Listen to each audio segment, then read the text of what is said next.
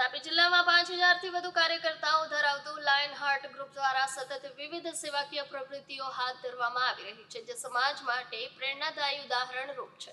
વ્યારા નગરપાલિકાના ward number 5માં દીકરીના જન્મને પ્રોત્સાહન આપવા માટે લક્ષ્મી રૂપે દીકરી અભિયાન અંતર્ગત જેમના ઘરે દીકરીનો જન્મ થાય તેમને ₹5000 રોકડ ભેટ આપવામાં આવે છે. આ સેવાકીય કાર્યના ભાગરૂપે તારીખ 17/1/26ના રોજ વડફળિયામાં રહેતા સપનાબેન મહેશભાઈ ગામિતે સિવિલ હોસ્પિટલ વ્યારા ખાતે દીકરીને જન્મ આપતા લાયન હાર્ટ ગ્રુપના અધ્યક્ષ રાજુભાઈ યાદવ અને તેમની ટીમે સપનાબેનના ઘરે જઈ તેમને ₹5000ની ભેટના લક્ષ્મીજીની મૂર્તિ આપી અભિનંદન પાઠવ્યા. રાજુભાઈએ જણાવ્યું કે આ પહેલ દ્વારા દીકરીના જન્મ પ્રત્યે સમાજમાં સકારાત્મક વિચારધારા વિકસે છે. દીકરીઓ સમાજની શક્તિ છે, તેમનું સ્વાગત અને સન્માન કરવું દરેકની ફરજ છે. લાયન હાર્ટ ગ્રુપની આ કામગીરીથી અન્ય સંસ્થાઓ અને વ્યક્તિઓને પણ સમાજ હિત માટે આગળ આવવાની પ્રેરણા મળે છે. ભવિષ્યમાં પણ આ ગ્રુપ દ્વારા આવી જ સેવાકીય પ્રવૃત્તિઓ સતત ચાલુ રહેશે, જે સમાજના વિકાસમાં મહત્વપૂર્ણ યોગદાન આપશે. લાયન હાર્ટ ગ્રુપના અધ્યક્ષ રાજુભાઈ યાદવ.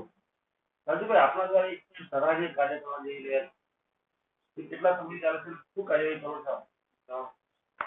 એ છેલ્લા અમે 10-12 વર્ષથી અમારા વોર્ડ નંબર 5માં જેમના બી ઘરે લક્ષ્મી રૂપે દીકરીનો જન્મ થાય તો લાયન હાર્ટ ગ્રુપના તમામ સભ્યો મળીને અમે એ દીકરીના પરિવારને ₹5000ની સહાય આપે છે લાયન હાર્ટ ગ્રુપ તરફથી. આપને આ કાર્ય કરવાની પ્રેરણા ક્યાંથી મળી?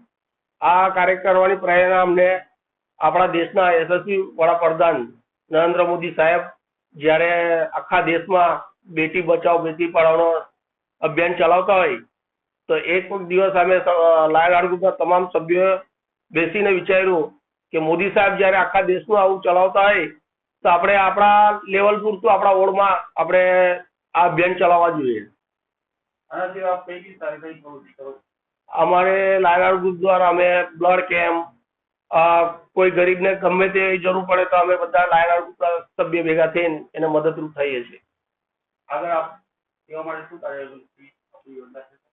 અમે એવા ગયા મહિને જ એક વ્યક્તિને કેન્સર હતું, પૂરેપૂરું શરીરમાં કેન્સર છેલ્લા સ્ટેજ પર છે.